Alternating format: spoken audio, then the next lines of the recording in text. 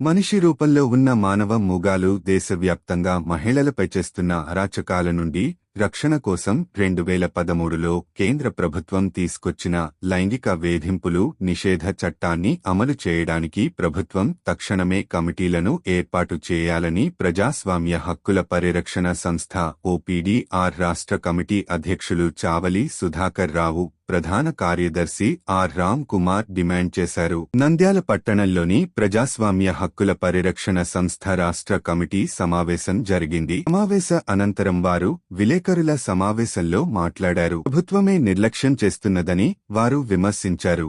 ఈ చట్టాన్ని అమలు చేయడానికి ప్రతి వ్యవస్థలో కమిటీలను ఏర్పాటు చేసి అక్కడ మహిళలకు తలెత్తే సమస్యలపై నివేదికను తయారు చేసి చట్టబద్ధంగా చర్యలు తీసుకోవాలని అన్నారు.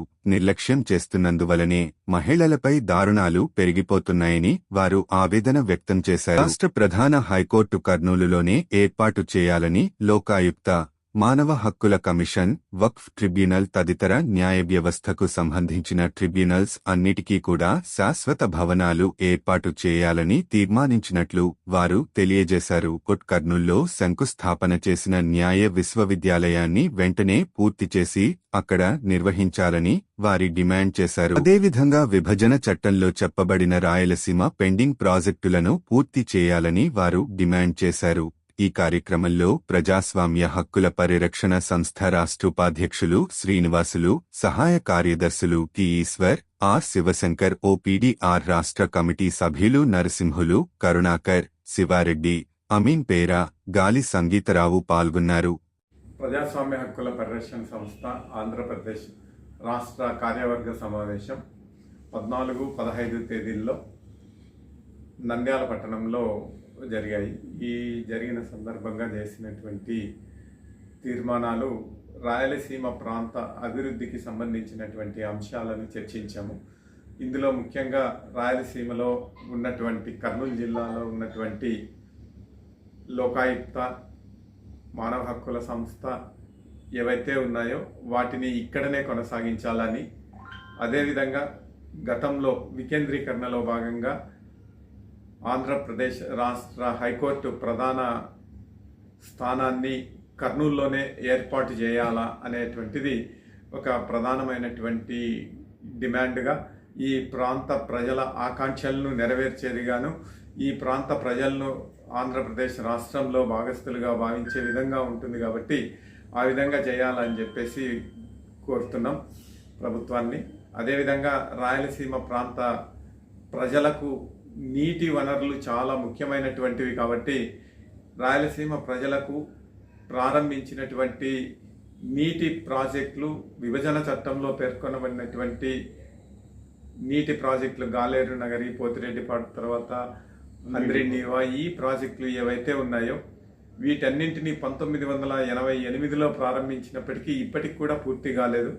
వాటికి కావలసినన్ని నిధులను కేటాయించి శ్రీశైలం డ్యాముకు వరద ఉన్నటువంటి సమయంలో ఈ నీటిని వృధాగా కింద కృష్ణానదిలో సముద్రంలోకి వదిలే బదులు కరువు పీడిత ప్రాంతాలైన రాయలసీమ ప్రాంతానికి వెంటనే మరలించాలని చెప్పేసి డిమాండ్ చేస్తున్నాం. అదేవిధంగా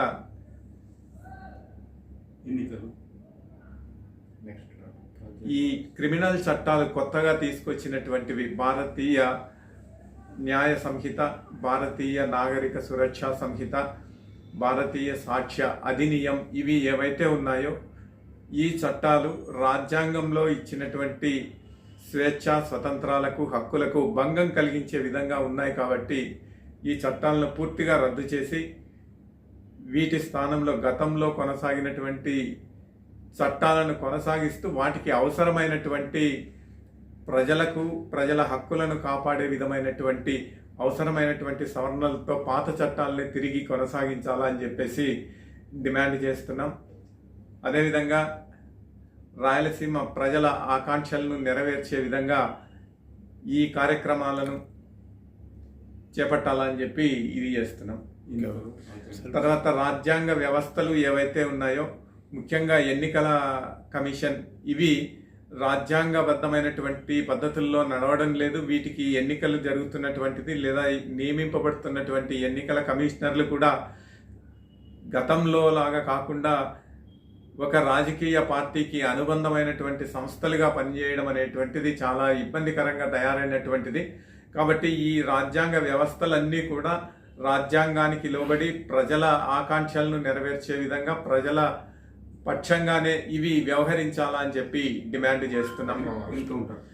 తర్వాత తెలంగాణ ప్రాంతంలో జరిగినటువంటి ఎన్కౌంటర్లో మరణించినటువంటి వారికి సంబంధించి వారిని ఫ్యాక్ట్ ఫైండింగ్ చేయడానికి నిజ నిర్ధారణ కమిటీగా వెళ్తున్నటువంటి సిఎల్సి నాయకుల్ని ఆ మనుగురు వద్ద అరెస్టు చేయడం అనేటువంటిది ఏదైతే ఉందో అది